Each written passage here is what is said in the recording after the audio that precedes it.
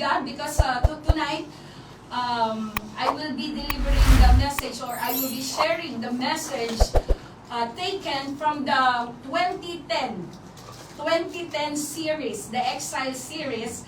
Actually, it was the reference that I was using is from the preaching of Pastor Alan and Pastor Steve. So it's a combination of our two gentlemen pastors. Amen? Amen. So glory to God. So the title of our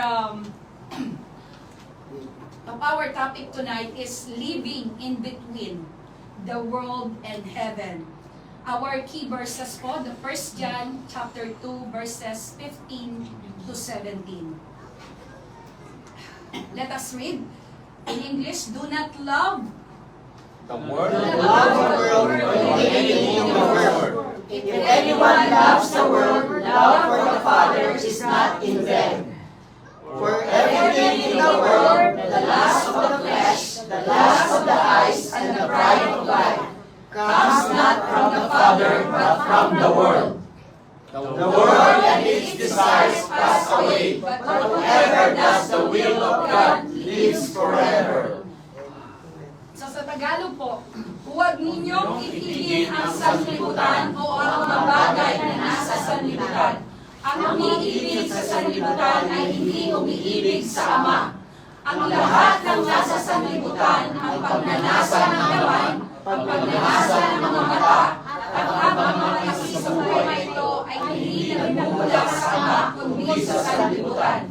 Mawawala ang sanlibutan at ang lahat ng mga bagay na pinagnanasaan ng mga tao. Ngunit ang mga sumusunod sa kalooban ng Diyos ay mabubuhay magpakailanman. Amen? Purihin ang salita ng Diyos.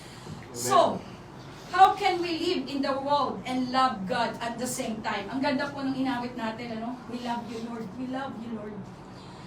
Nararamdaman natin, no, that we love God in just simple things na ginagawa natin para sa Panginoon. Yung ibinibigay natin yung ating pagmamahal, no? So, as believers po, I do believe all of us here are believers, even those who are watching, and even those na talagang hanggang ngayon po ay nagsisip. We live in two worlds. We live in the physical realm and spiritual realm.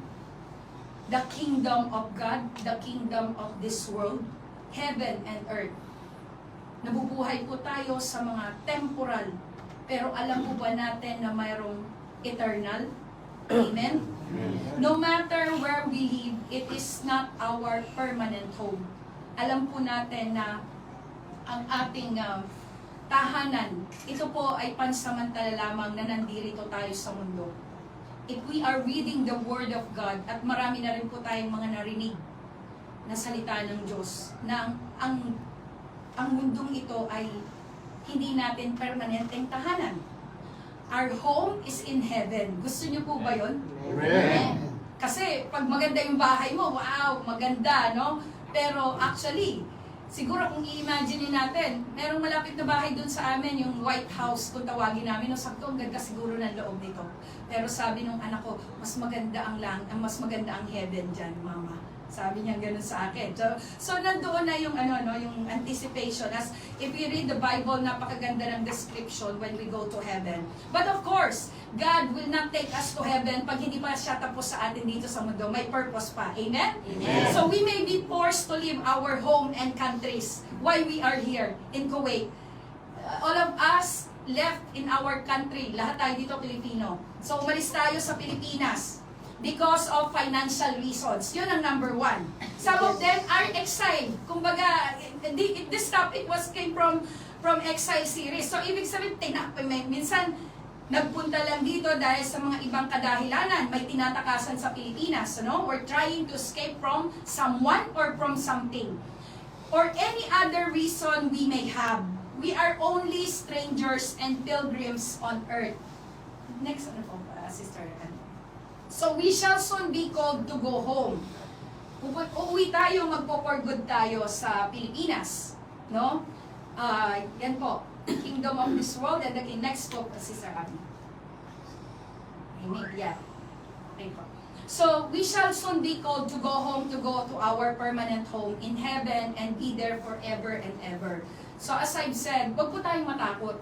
Hindi pa tayo, kung hindi pa tapos ang Panginoon sa atin. Kasi baka sabihin na, Sister Lisa, bakit yun ang pinag-uusapan natin? Kamatayan na yun. Or, kasi pag pumunta tayo sa heaven or hell, dalawa lang eh. Heaven or hell, di ba? So, sinasabi po dito, tulad ng aming mga ninuno, kami nga'y mga dayuhan at naglalakbay lamang. Ang buhay namin sa daigdig na ito ay parang anino at pansamantala lamang. So sabi ko po kanina, we are just temporary here in this world. According to 1 Chronicles 29:15. So yan po ay nasusulat. While we are in this world, we face the needs of food, shelter, personal safety, and money to support our family. Yan ang mga reason. That's why, kanina, ang dami kong narinig, struggle. Even yung ating mga kapatid na nagpatotoo, we struggle for things in this world that we need or things that we want. Why we are struggling? Because sometimes we have needs. We have tinatawag tayong basic needs, yung mga food, shelter, personal safety, and money. Okay? But meron din tayong mga wants. Diba? Sabi ng Panginoon, I will provide all your needs according to your glorious riches in heaven, according to His glorious riches in heaven. Ipoprovide ng Panginoon yung ating needs. Pero tayong mga tao, meron tayong mga wants. Amen? Amen. Marami tayong wants eh. Gusto ko ng ganito, gusto ko nito. Pero sometimes we don't need. We don't need it, we just want it. The greatest challenge. What is the greatest challenge? Amen? Ano kaya po ang ating greatest challenge sa mundong ito bilang mga mananampalataya? The greatest challenge that we have is not to love the things of this world. Kasi ang things of this world, madali sa atin eh. We can easily be captured or captivated by those nice things, no? Kanina nasa avenues kami. Kasama kaming family. Si Eunice, sabi ni Eunice, wow, we went to that place na puro luxury. Luxury, mga, Calvin Klein, mga CK, Dior, mga luxury brands, no? Mga high-end, mga ang gaganda, pati mga shop pa lang nila, maiengganyo ka na, no? Lalo na kung may pera ka. Bibili ka talaga. Kaso wala tayo. Pero praise God dahil nakikita natin yung mga ganung bagay. No? We have the chance na, uy, ano pala to, yung mga Louis Vuitton, makikita mo, ang gaganda. No? Pero very sila, pleasing to the eyes. Amen? Pero what is the real challenge for every believer? Actually, ano yung talagang greatest challenge sa ating mga believers at sa lahat ng tao? The greatest challenge is to love God. Kanina, inaawit natin, we love God. Because it's so easy to love the world. Madali. Pero, many people are failed to this. Hindi natin ma-define yan. Ano yung pagmamahal natin sa Panginoon. The proof that one really loves God is usually, ito po, sinasabi po dito, there are two tests. Paano natin malalaman? Sabi po dito, love not the world. No? Love not the world. Wag nating mahalin ang mundo. Okay? Do not love the world or the things in the world. If anyone loves the world, the love of the Father is not in him. Sabi po, ayan po yung ating 1 John 2:15, chapter 2:15. So, what is the first test?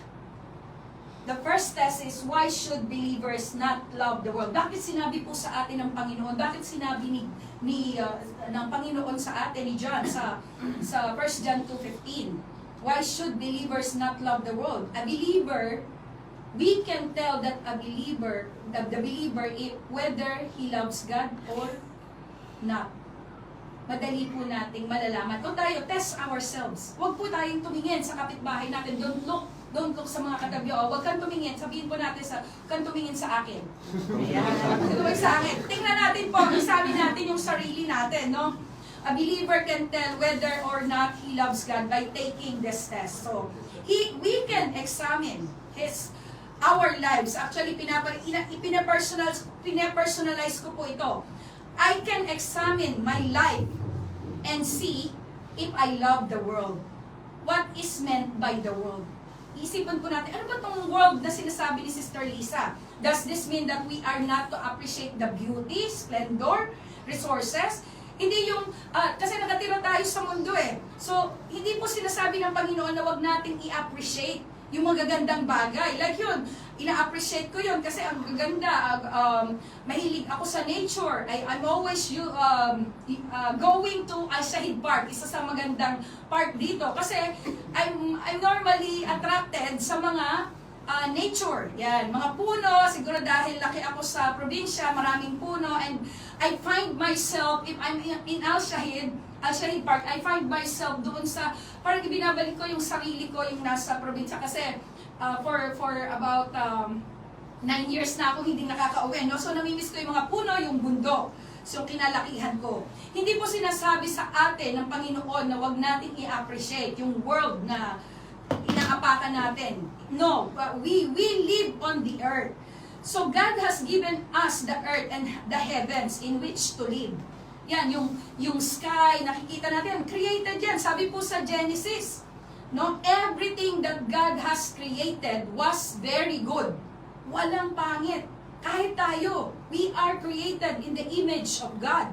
So anong pinagagawa natin bilang tao na created in the image of God? What then does Scripture mean by the world and by the challenge, do not love the world? Ano po ba yung world na binabanggit dito sa Scripture na ito? Letter A. Next po. Ayan. Okay? So, the world in this passage, it is not the physical world. Hindi po ito yung earth, yung maganda, yung sinasabi ko. Hindi ito yon. Okay? Kasi sabi, ito yung mundong ginagalawan natin, yung mga nature, yung mga kinreate ng Panginoon, i-appreciate natin, nakikita natin na maganda. Hindi po ito. Kasi sinabi doon, do not love the world or the things in the world. Hindi po yon yung sinasabi na dito na wag nating mahalin. Mahalin natin ang mundo. Mahalin natin yung mga natural resources natin. Mahalin natin yon. Amen? But then, ang sinasabi po dito, hindi rin po ito yung mga tao. Ang utos sa atin ng Panginoon, ng Panginoong Hesus, mahalin natin ang ating kapwa, kagaya ng ating sarili. And above all, napakaganda po ng sinasabi sa salita ng Diyos. This is a proof that we have to set the example. We have to carry that example of Jesus Christ, of God. God Himself loves the world of men. Yung mankind, mahal na mahal ng Panginoon ang mga tao. No? So, in John 3:16, sabi po doon, di ba, yun ang heart of the Bible. Na dapat tayong mga Kristiyano, alam natin yung lahat, memorize natin yan lahat. Dahil yun ang katunayan, yung pagmamahal sa atin ng Panginoon in John 3:16. Memorize niyo ba? For God so loved the world. Nakasulat na wala. Naisahan niyo ako doon na. So, for God so loved the world that He gave His one and only Son, that whoever believes in Him shall not perish but have eternal life. Yung world po na sinasal, tayo yan. Tayo yung mankind. Tayo yung mga human being. So, let me clarify po na ang world na sinasabi po dito sa 1 John 2:15, sabi po rito, rather it is the world of sin, the world of evil, and Satan dominates. Yun po ang ating kamuhian. Do not love, wag nating mamahalin yun. It is the world denoted by the Greek word. Next, Sister Abby, please. Forward. Ayan, so, amen. It is the world denoted by the Greek word cosmos, meaning world system. Magaling si Brother Jason niya sa mga Greek no? Glory to God. Which is headed by Satan and based upon self, yung yung pagmamahal sa sarili, greed and pride. This is the world that God warns about, and it is the world system and philosophy that Christians are to shun and remain free from. So dapat po dun tayo, yan yung world system, yung self-greed, dapat diyan po tayo ma-free. kailangan to be able for us to show our love or to love God, dapat free po tayo. Free po tayo sa mga ganyang bagay. Amen? Sabi po dito sa John 12:30-31. Next slide po. Amen. Yan, John 12:30-31. Jesus said, "This voice was for your benefit, not mine. Now is the time for judgment on this world. Now the prince of this world will be driven out." Sa Tagalog po, sinabi sa kanila ni Jesus, "Ang tinig na iyon ay pinarinig para sa inyo at hindi para sa akin. Panahon na upang hatulan ang mundong ito. Panahon na rin upang hatulan ang pinuno ng mundong ito." So darating po talaga ang time, there is a judgment day. Amen? There is a judgment day. Sino po ba yung pinuno ng mundong ito? Next verse po, 2 Corinthians chapter 4, verse 4. Sino po ang Diyos ng mundong ito? Lalo na sa panahon ngayon. Kung makikita natin, napakaraming kasamaan. No? Compare pa doon, ang dami nating nakikita sa Pilipinas na nga lamang pag tayo ay ng social media, ano po yung nagpipid sa mga balita, nakakatakot, nakakatakot, ang daming mga kasamaan. Worst talaga, patagal ng patagal, kumbaga, ang panahon talagang napakasama. No, nandoon talaga na makikita natin iba-ibang mga krimen, talaga mga heinous crime. No? Sabi ko nga isang araw nagbabasa ko, sabi ko bakit ba ang daming mga batang nawawala? Yung mga I don't know if it's kahit nga minsan sa social media yung mga kasinungalingan, yung mga false yung mga false news or yung mga fake news na nagiging daan para magkaroon ng takot ang mga tao. Maraming mga nag-feed sa social media kasi yan po yung talagang ngayon trending kumbaga. Napaka-relevant, no? Ginagamit ang social media na ilayo ang tao sa Diyos. Amen? At mas maniwala, mas ma-deceive tayo. Ma-deceive ang mga tao. So napakahalaga po talaga na maunawaan natin kung ano ang dapat nating ginagawa bilang mga mananampalataya. Amen? Or mga believers. Amen? Next slide po, Sister Abby. Sabi po dito sa John 15:19, sabi po dito, if you were of the world would love its own. Yet because you are not of the world, but I chose you out of the world. Therefore, the world hates you. Kung kayo'y taga-sanlibutan, kayo'y mamahalin ito bilang kanya. Ngunit hindi kayo taga-sanlibutan, kundi pinili ko kayo mula rito, kaya napopuot sa inyo ang sanlibutan. Sabi nga po ni Pastor Steve doon sa iba yung sanlibutan. Yung sanlibutan, ito yung ating kinalalagyan ngayon. Pero, yung maging makasanlibutan tayo, na mas minahal pa natin ang sanlibutan, yung masyado tayong na-hook or yung puso natin, bilang Kristiyano, sabi po dito, ngunit hindi kayo taga-sanlibutan. Ibig po sabihin yan, yung makasanlibutan. Yung worldly na tayo. Mas mahal pa natin yung mga bagay sa mundong ito at nakalimutan na natin kung gaano tayo kamahal ng Panginoon. Amen? So kung tayo po ay pinili, gusto niyo po ba pinili tayo ng Panginoon? Hindi tayo ang pumili sa Panginoon, siya ang pumili sa atin eh. Kaya nga when we are meditating, when we are worshiping the Lord, who I am to yung tumayo ka nga lang dito eh. Di ba? Sabi nga ni Brother Jason from glory to glory, na tumayo ka dito, wow! Iba po yung pakiramdam. I'm usually sanay tayo sa mga trabaho natin, nagko-conduct tayo ng meeting, ng mga kung ano-ano, pero pagdating na sa Panginoon, talagang magbabow down ka, Lord. Hindi ko to kaya. But by your anointing, by your empowerment, kaya kong tumayo sa unahan. By your grace. Amen? So it's not an easy task po to bring the message of Christ, the message of the Lord, the message of God. Minsan tayo, sabi po dito, napopuot sa inyo ang sanlibutan. Sino po yung mga sanlibutan na yun? Yung mga tao. Minsan, yun nga, nagtataka tayo. Sister Lisa, marami po ako nakaka-counsel again. Sister Lisa, mula nung umattend ako dito sa church, nagagalit na yung mga kaibigan ko dati, hindi na ako pinapansin. Parang ginagawa na ko. Sabi, dito malinaw po ito mapopuot. Why? Because if you are bringing the light of Jesus Christ, the people who are in the world or yung mga gumagawa ng mga kasalanan, na-expose po. Amen. See, a dark room, patayin po natin, ganyan, pinatay ang ilaw. Pag pinatay mo ang ilaw, kahit yung katiting o kahit nga alitap-tap di ba? Magdala ka ng maliit na ilaw, makikita mo na may ilaw di ba? Pag patayin mo lahat, subukan nyo lang, ipatong nyo yung maliit o yung ilaw lang ng mobile. Makikita mo magliliwanag ganun ka. From glory to glory, from grace to grace, from favor upon favor. Na dati kang nasa dilim tapos nagdadala ka ng liwanag. Minsan gusto kang patayin. Turn off mo nga yung kumbaga, wag ka dito hindi tinatanggap ang dito. 'Di ba? Marami po akong nakakausap na mga ganyan.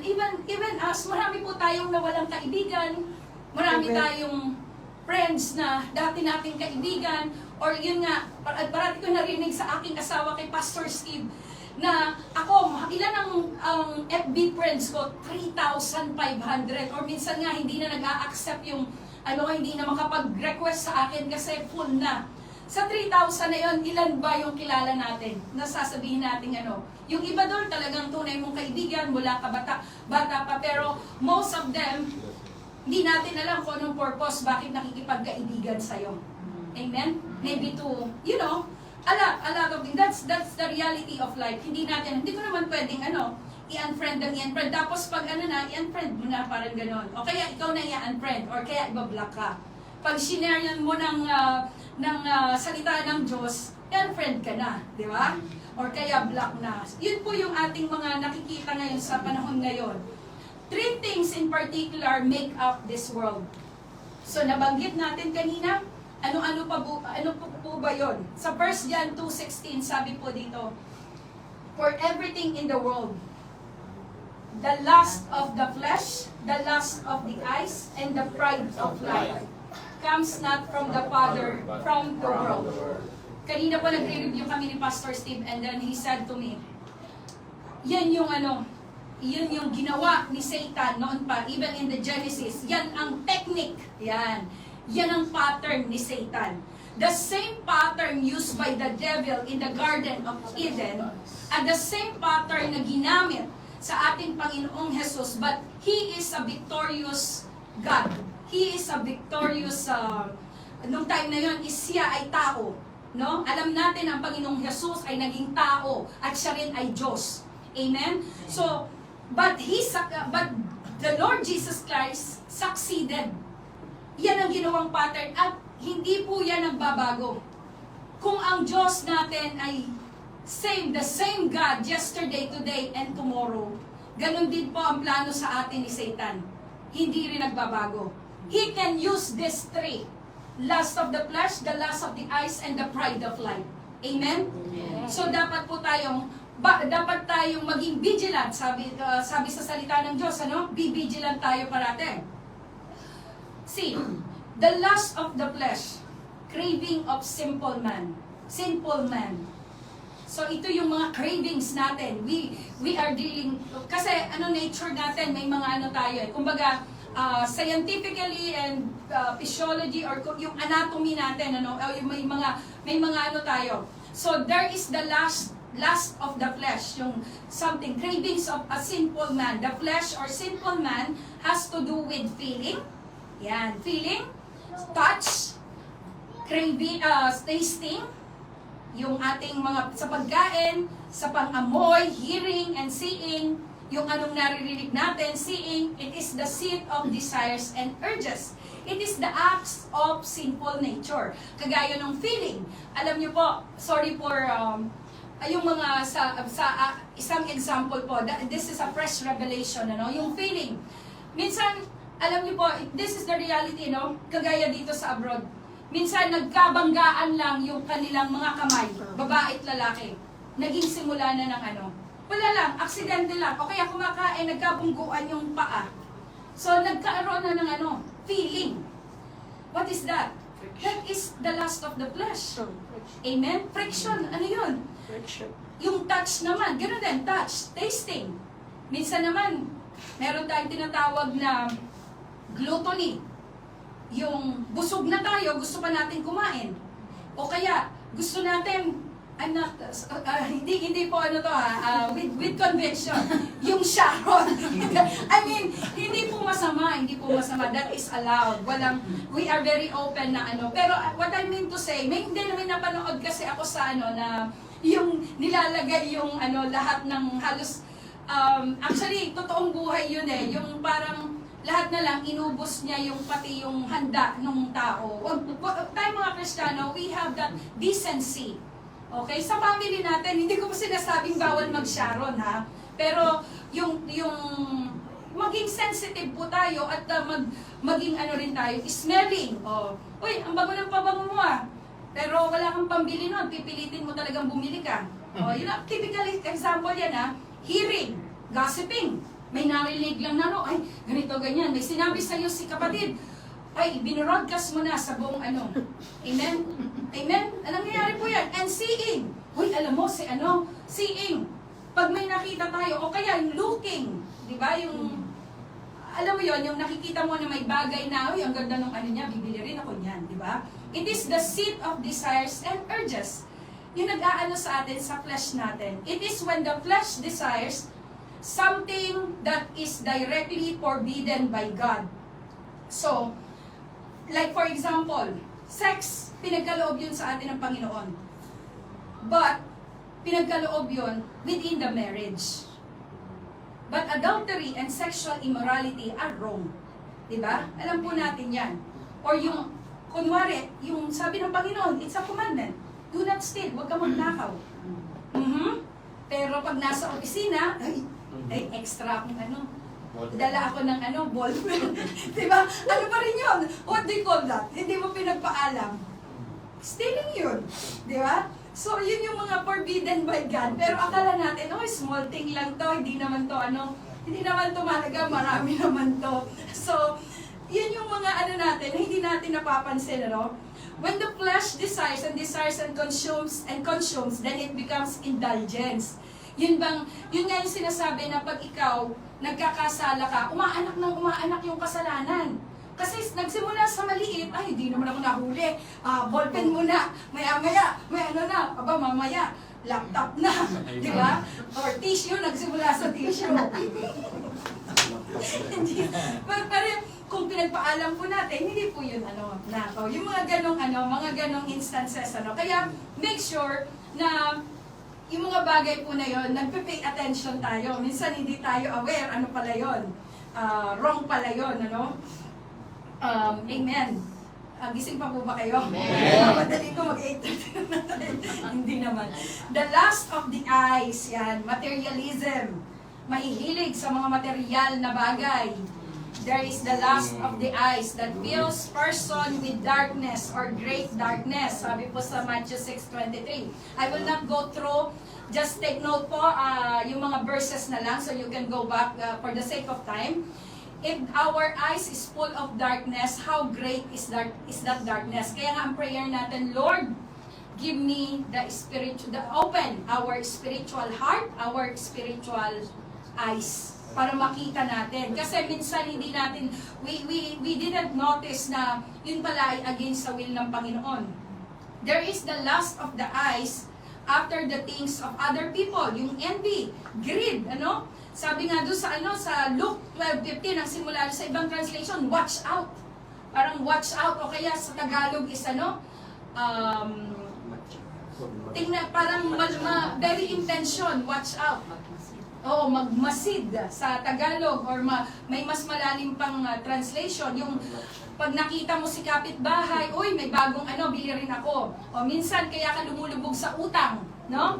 That's why you are full of debt, kasi kahit hindi mo kayang bilhin, bibilhin mo dahil sa inggit mo kay kapitbahay. O kaya dun sa, o sabihin mo sa katabi mo, huwag ka mainggit, mahal ka ng Diyos, amen? Layo mo katabi lang sa kami With conviction, with compassion po. So life is not about abundance of possession or blessings. tandaan po natin, parati itong nire-remind sa atin ng ating mga pastor o na ang blessing po ay hindi dahil sa dami ng ating mga posesyon. Ang daming kwentas ni kapatid. Ang daming ginto. Di ba? So, bili rin ako niyan. Bili rin yung mga ganon na... So, there is the lust of the eyes after all the pleasures of this world. Kasi gusto natin, ang buhay kasi ng tao, yung anything I wanted, I would take. Pag nakita natin na meron di ba? Meron yung kapitbahay natin, nabili rin ako niyan. Kaya ko rin bumili niyan, lalo pag mga nasa abroad. Isa sa ating mga challenge kasi dito, challenge sa buhay natin, especially sa abroad. With kindness and compassion po ulit. Alam niyo po, napakahirap ng buhay sa abroad. Alam naman natin yan. Amen. Kaya nga po, minsan, isang paalala rin na pag tayo po ay yung mga nasa online na wala po dito sa Kuwait or wala sa abroad, nasa bansang Pilipinas, may mga pamilya po kayo na nandito sa abroad. Sabi ko nga, I'm always reminding that na if your family or if your someone send you mag-message po tayo, pasalamatan natin. Huwag yung kung kailan lang sweldo tsaka nyo lang i-message. Kumustahin po natin sila. Tell them that we love them. Mahal natin sila. Diba? Ganun po yung ating minsan, there are a lot of struggles na kinakaharap po. Lalo po sa mga, yun nga, yung loneliness, yung alone. Kaya nga po, ang gusto ng Panginoon, tayo ay nakadepende sa Kanya, sa salita niya. Kasi yun po ang nagpapalakas sa atin. Bilang mga tao, tayo po na malalayo sa ating pamilya. And thanks God, glory to God po, dahil tayo po ay may pamilya ng Diyos sa bansang ito. Kuwait is very open when it comes to sa mga pagsamba, sa mga ganito, talagang mga fellowship. But then of course, na nakikita natin kung paano kumikilos ang Panginoon. Even yung mga nagtatrabaho po sa bahay, especially yung mga nagtatrabaho din sa bahay. So napakabuti po ng Panginoon dahil gumagawa siya ng kaparaanan upang tayo po ay maabot ng salita ng Diyos. Amen? So huwag po tayo yung anything I wanted, ay ate, pahingi naman ng ganito, tita, pahingi ng ganito, or huwag nating ugaliin po yun na let's see kung ano lang po yung ating kailangan. No, what we need, not what we wanted. Ang nangyayari nga po is minsan naman nag-iipon ka ng kayamanan, no? Yung hoarding, alam mo yung ipon ka ng ipon, collection. No, collection ng mga kung ano-ano. Whereas makita mo na lang, nagagamit ko ba ito? Pamigay ko na lang, ibasar ko, tapos yung mapapagbentahan, itulong ko, or yung mga ganong bagay. So, kasi minsan may tendency po tayo yung mag-keep ng mga items, mga collection, yan. So, unless otherwise, it's investment. Kung talagang, kailangan natin, and in the future, maging investment mo, para, kumbaga, isang rin yun, kasi, kung natatandaan po nyo, napag-aralan natin yung proper stewards. So, paano natin minamanage ang mga biyaya ng Diyos. Amen? So, letter D po, there is the lust of the eyes after wine, drugs, alcoholic drinks. You can see that in Proverbs. Sabi niya, nasa ba? Ito, marami nagtatanong kay Pastor Steve, nasa ba yan? Nasa Bible ba yung patungkol sa pag-iinom, yung patungkol sa mga bisyo? Meron po. Sa Proverbs 23:29-31, sabi po dito, who has woe? Who has sorrow? Who has strife? Who has complaints? Who has needless bruises? Who has bloodshot eyes? Those who linger over wine? Who to go to sample bouts of mixed wine and do not gaze at wine where it is red, when it sparkles in the cup, when it goes down smoothly. Very po yung last of the eye. Sarap nito Parang bumubula-bula pa, no? Pero after that, nainumin mo. Yari na. Ako po, hindi ako nakainom yun. Hindi ko naranasan yung Pero nakikita ko po yung mga nag-iinom kung ano nangyayari, no? Minsan yung, sabi doon, bloody eyes, parang namumula yung mata, tapos masakit ang ulo. Alam niyo po yun, totoo po yun na, kasi, kaya po maraming nalululong sa bisyo after wine, drugs, alcoholic drinks, di ba? Hindi lamang po, hindi ito, nakatingin ka sa akin. Pero, praise God, dahil tayo ay patuloy na binabago ng Panginoon, ano? After this na mapag-aralan natin ito, natututo tayo ng salita ng Diyos, yun nga, pag glory to glory, alam natin kung ano yung makakabuti. Amen? Amen. At lahat po ito ay nasusulat. Letter E, there is the lust of the eyes after other gods. We can find it in Leviticus 26:1. We are not talking about here yung sinasabi natin. Ano po ba? Sino po ba ang Diyos natin sa buhay natin? Ano ang Diyos natin sa buhay natin? Do not make idols in your life or set up an image on a sacred stone. Ayan, malinaw po yan. Kanino po ba tayo nananalangin? Amen? Baka hanggang ngayon, nananalangin tayo sa Diyos na patay, sa Diyos na matigas, sa Diyos na kahoy, sa Diyos na bato. We know kung sino ang dapat, kung saan tayo dapat manalangin.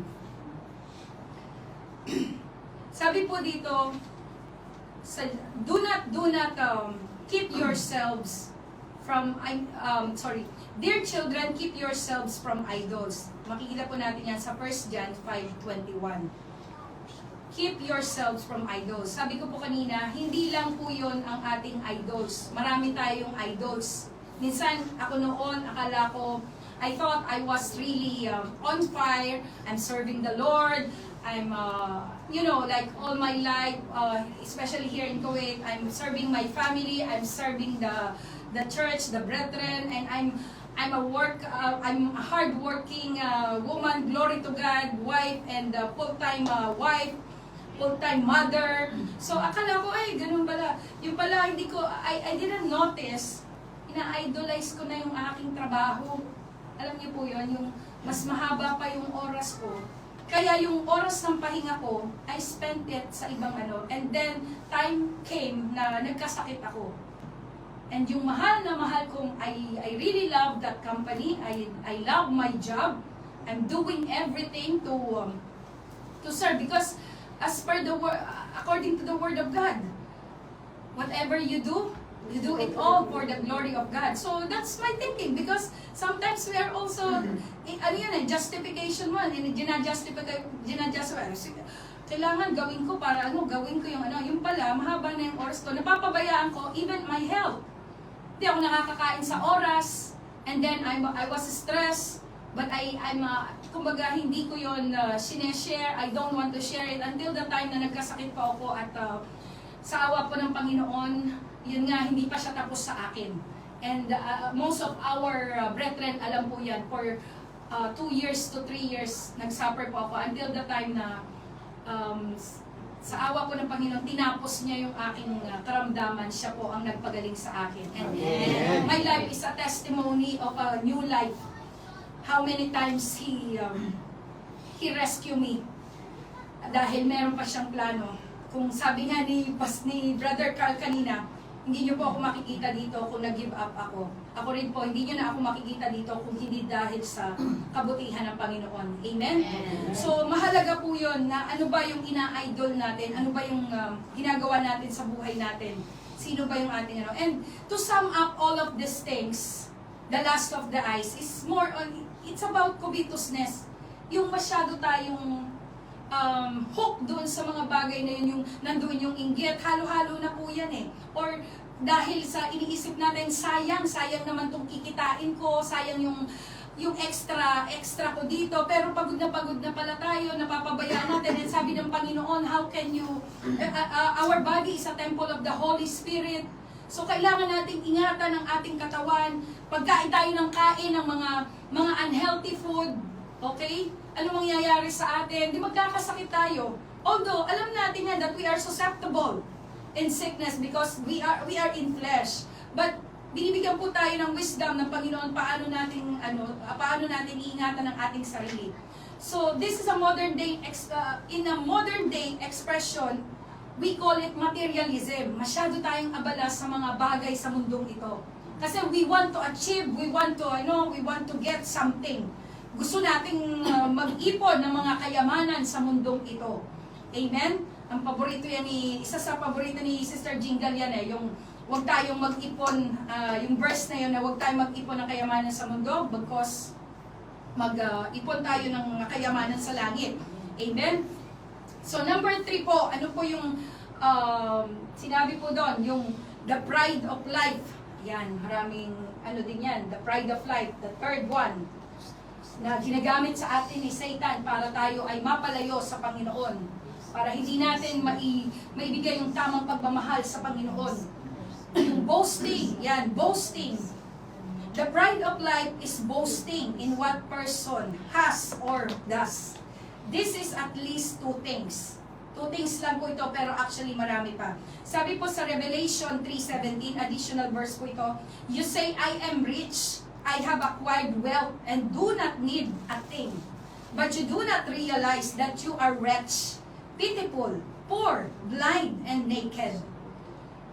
Alam niyo po yun, na kala natin, ay, ano naman ako, okay pa ako. So, okay ako, mayaman naman ako, hindi ko kailangan ng Diyos sa buhay ko.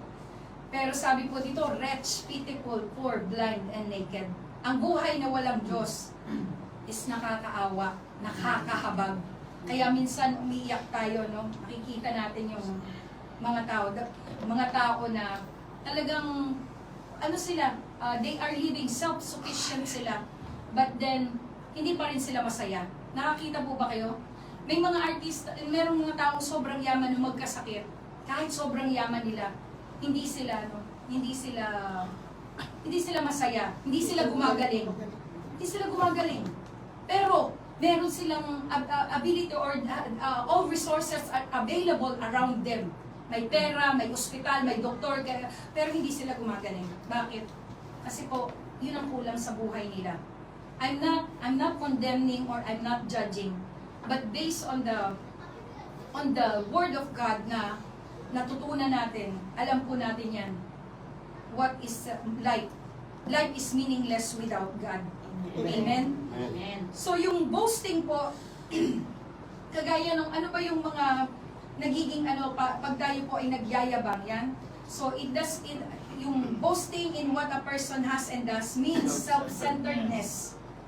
A person who focuses upon himself and wants to people to notice him. Yung bang, sa Tagalog po, KSP, kulang sa pansin. Yan, yung gusto parating siya ang line of the bida daw. So yung seek attention through dress or looks.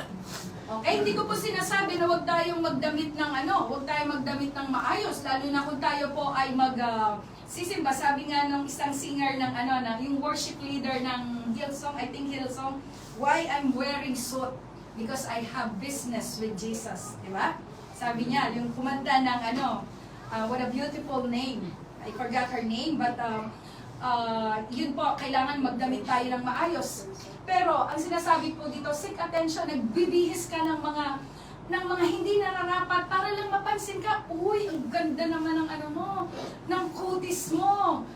Ay, ang di ba? Yung mga revealing na seek attention through rank or wealth. Ay, kaya kailangan ang damit ko pagpunta ko doon sa pag church ko, kailangan yung nakalabas ang logo. Ano tawag doon? Kita ang etiketa. Kita ang etiketa kasi mayaman ako, kailangan mamahalin. Yung mga LV nyo dyan, O kaya kasi manager siya. Yung car mo, ganito kasi rank sabi, or kunwari, kung yung dinidefine ka, actually marami po akong experience niya. Pero I'm not, hindi natin minamaliit or hindi natin dinidiscriminate. Pero minsan pagpapasok tayo sa mga mamahaling shop, okay? Yung parang titingnan ka according to your rank. Yung kumbaga, anong isuot mo? Diba? Ay, hindi bibili to, hindi ko to i-assist kasi So, wag po natin gawin yon. Huwag tayong tumingin sa panlabas na dahil nandun, may mga tao po na ganyan, or tayong mga Kristiyano, no? Tayo po, kinakausap ng Diyos tayo dito eh. Seek to outshine others. Yung parang siya yung magaling, yun nga, yung outshine. Hindi ko alam sa, yun nga, bida-bida sa typical na kailangan, oy, ako yung popular, ako yung sikat, ganon. Ayaw pa, Masapawan. pas masapawan. Amen, amen. So, hindi po tayo, dapat hindi na tayo ganon. Kasi naglalayo yun sa atin, sa Panginoon. Seek attention through, seek position for recognition and power. Yan, sunod po. Yan. Seek importance pa pala. Yan, seek importance. Yan, yung pa-VIP.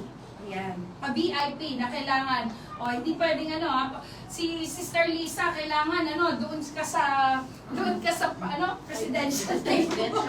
Presidential table. Hindi po tayo ganon. Kasi, we are ang example po natin si Jesus Christ, parating makita sa atin bilang mga mananampalataya yung kababaang loob. Amen? Amen. Second po, yung boasting in what a person has and does. Pride of life means self-sufficiency. A person who is focusing upon himself and feels completely capable of handling life. Hindi kita kailangan, powerful ako eh. Hindi na kita kailangan, hindi ko kailangan ng tulong mo. Arrogante. Alam niyo po yung arrogant? Mayabang, yung typically mayabang. Conceited. Ay, mas gwapo ako dyan. Yung mga gano'n. Mas maganda ako dyan. Bakit o kaya mas ako dyan, mas yung bang mga pagyayabang at wag mo tayo dahil nakikita pa natin yan. Amen? Nakikita pa natin yan sa loob ng church, ng mga Kristiyano na. So it is a reminders to us. Kaya nga sabi ko, I'm personalizing it. Yung Word of God is double-edged sword yan eh. Tumatama sa nagpe-preach, tumatama doon sa nakikinig. Amen. Amen? Boastful. Feels better than others because of rank and wealth. Inulit na naman. Kasama pa rin po yun. Feels superior to other in looks and ability. So, especially po, if we are handling, wag po tayong dito sa, I will give an example, a quick example. Here in Kuwait, yung nire-remind ako parati ni Pastor Steve niya, yung mga tawag, yung mga AKA, yung mga alias sa mga nationality. Ang vision sa atin ng Panginoon is to disciple all nations. Kung tatawagin natin silang it's okay, Pastor Steve, I will tell you yung mga nationality, mga tinatawag nating mga alias, dapat ina-avoid na po natin. Amen? Ina-avoid natin yan. Nire-remind ako minsan ni Pastor Steve yan, huwag mong tawagin ganun. Kristiyano na tayo. So, pero ang purpose po, ang vision sa atin ng Panginoon ay to evangelize all nation. Pero kung tatawagin natin, tayo, di ba? What is the difference? We are hypocrite Christians. Di ba? We have to love those nationality. But, again, it doesn't mean na to love the nationality. The love of Christ ang i-share natin. Hindi yung alam niyo po yun. We need to be clear on that. Mahalin pala Sister Lisa, di okay lang na makipagrelasyon. No. Iba po yung sinasabi na. Ang sinasabi natin dito is to share the gospel and love of Christ. Amen? Amen. Live in harmony with another. Do not be proud, but be willing to associate with people of low position. Do not be conceited. Sabi po sa Romans 12:16. Yun sinasabi po dito na huwag tayong mamaliit ng kapwa.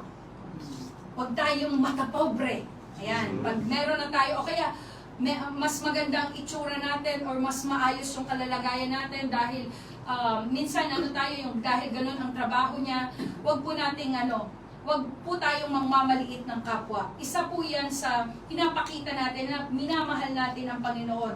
Kasi yun nga, yung sinabi niya na love our neighbors, no?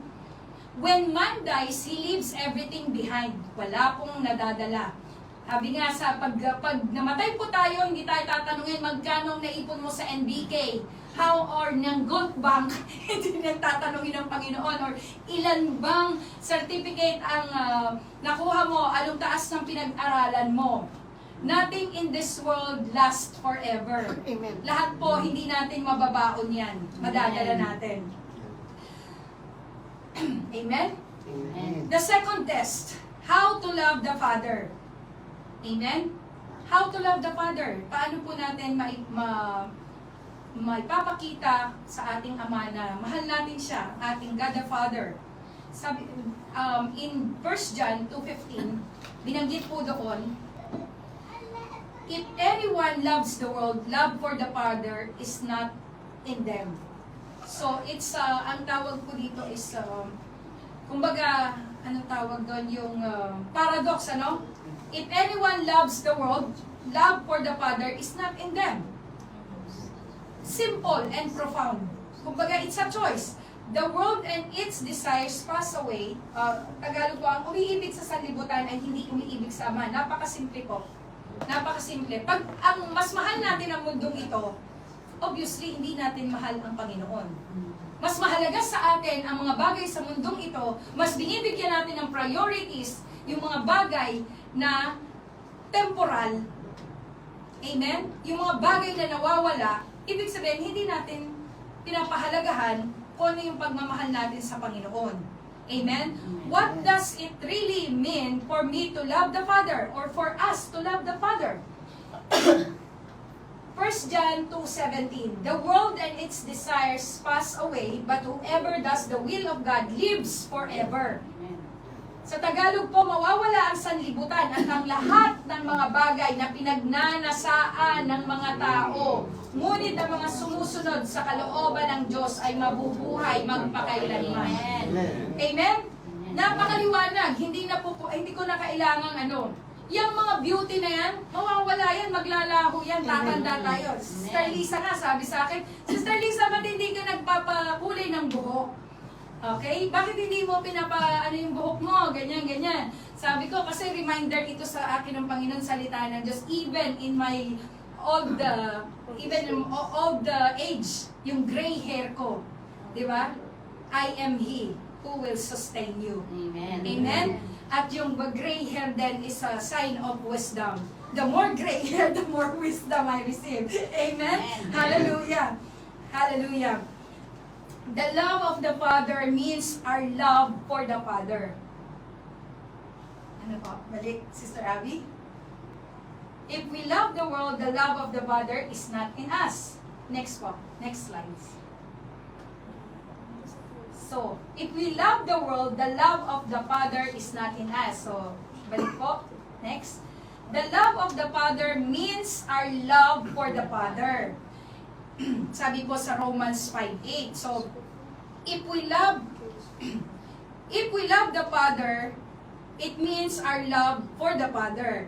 The Father loves us even though we were still sinners. We love because He first loved us. Alam naman po natin na una tayong minahal ng Diyos. Amen. Amen? Lahat po tayo mahal ng Diyos. Pero tayo po, sino kaya ang ating first love? Pagmahal po natin, yung pag-ibig ng Diyos, ay it is proven. He proved His love for us. Minahal tayo ng Diyos, yun nga sa John 3:16, He gave His only begotten Son. That whoever believes in Him, whoever believes in Jesus, will not perish, but will have everlasting life. Amen? If we love the world, we cannot love God. So, alam natin yan, that even in James chapter 4 verse 4, James said that friendship with the world is enmity with God, or enemy. Enemy with God. It is written, anyone who chooses to be friend of the world becomes an enemy of God. Or even in Matthew chapter 6 verse 24, we cannot serve two masters. Either you will hate the one and love the other. We will be devoted to one or despise the other. So, ganun po talaga. Yun talaga ang ano natin, ang nature nating mga tao. Hindi pwedeng dalawa ang puso ko. Amen? Hindi pwede. Kailangan, sino ang master? Sino ba ang master mo sa oras na ito? Ang master mo ba ay Si Lord. yung trabaho? Di ba? Meron tayong sabi ng Panginoon, love the Lord your God above all. Minamahal ba natin ang Panginoon ng higit sa lahat? Walang ko po yung tanong na yan sa inyo. To love God is to obey His commandments. The man who does the will of God lives forever. Pangako po yun ng Panginoon. That's a promise that we have to claim. That's a promise that we have to look forward. He knows that the world and its lust or desire will pass away. Pero yung mga taong sumusunod sa Diyos, there is a promise. We will live forever. It lives forever. Eternal life. Amen. That's the greatest promise. If we have the greatest challenge, God has the greatest things for us. Greatest promises for us. If you are driven by the lust of the flesh to commit sexual sin, then you cannot keep God's command not to commit adultery. Amen? So with all compassion and with all conviction po, if we are overcome by the lust of the eyes so that you always want more and try to hold on to what you have, then we will not be able to keep God's command to help the needy.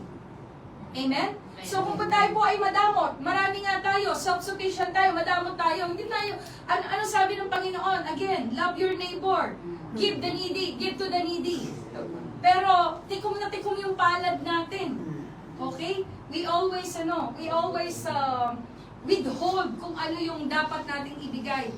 Yun nga sabi ni Pastor, kailangan we are yung puso natin parating bukas kasi alam natin ang pangako ng Panginoon. When we know the promises of God that He will bless us, the promise, the blessing of obedience, the blessing if we follow His commandment, that's obedience. So that there is always a blessing of obedience. There are actually there are blessings. If we are filled with pride of life so that we consider ourselves more important than others, the reason why sometimes we cannot go to God, approach the throne of God. Hindi tayo, kasi ma-pride tayo. Minsan nga ayaw nating ayaw nga nating parang, ayoko dyan. Yun nga, yung isang illustration, yung may arko, pag yung pride of life, napaka-dangerous yan eh. Minsan kaya hindi ka makapasok sa langit, punong-puno ka ng hangin. Amen? Parang yung drop down na malaki, yun nga yung illustration na narinig ko sa aking asawa. Maraming illustration. Gayahin ko lang si Pastor Steve, Tsaka si Pastor Alan, narinig ko rin yan sa kanya. Na may isang arko, okay? I know you heard it, you heard it already, but I will repeat it again. Yung isang arko, dumaan yung malaking truck, yung arko ng Bulinaw, or ng San Carlos, doon kasi maraming arko sa Pangasinan, Dagupan. Okay, hindi makadaan yung truck, hindi mailusot, kumbaga na-stuck siya doon. Okay, na-stuck siya, but then, may isang bata, sabi daw niya, sinuggest, hindi ko ma-deliver ng kagaya ng pag-deliver ni Pastor Steve, but I will deliver it as much as I can, na tanggalan daw ng hangin. So, it's an illustration na dapat tayo po ay tanggalin yung hangin. Minsan, magtanggal tayo ng hangin sa katawan. Hangin sa ating ulo para makapasok tayo sa langit. Amen? Amen. Hallelujah? So, we have to be humble kasi yun ang itinuturo sa atin ng Panginoon. Sabi po sa Matthew 5:28, but I tell you that anyone who looks a woman lustfully has already committed adultery with her in his heart. Yan. Yung mga tingin lang yan. Amen? Ano yan? Nasusulat yan. Yung mga isipin pa lang, hindi pa So, tanggalin natin yung mga ganung bagay. If you are overcome by the lust of the eyes so that you always want more and try to hold what you have, then you will be able to keep God's command, help the needy. So, Tapos na po tayo pala doon. Amen, nasabi ko na yon. So, yung pride of life po, sabi po dito sa Philippians chapter 2 verse 3 to 5, do nothing out of selfish ambition or vain conceit, rather in humility, value others above yourselves. Matuto tayong minsan appreciate din naman natin, i-value natin yung thank you ha kapatid. Kaya nga kami ni Pastor Steve, minsan nakakalimutan namin kayong pasalamatan, and I as I've said last prayer meeting natin na if we have a chance na that was a chance for me to thank yung mga i-appreciate. Minsan wala kaming maibigay na visible or yung tangible na award, mga ganon, na mga certificate, but then it's coming from the bottom of our hearts na talagang we are declaring that we are very blessed na nagkaroon kami ng mga disciples na kagaya nyo, even yung mga nasa online. I cannot mention all the names, but we appreciate, we value natin. Hindi yung, pastor ako bakit naman ako, or mas mataas ako sa iyo Naalala ko dito, may biruan ako yung commissioner ng ng kitchen.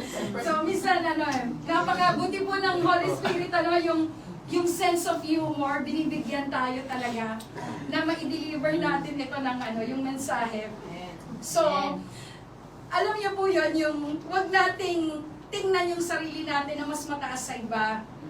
If we are filled of pride of life, we will be, we cannot imitate Christ. And that is one of commandment na ang Panginoon, ang ating example ay ang Panginoong Jesus.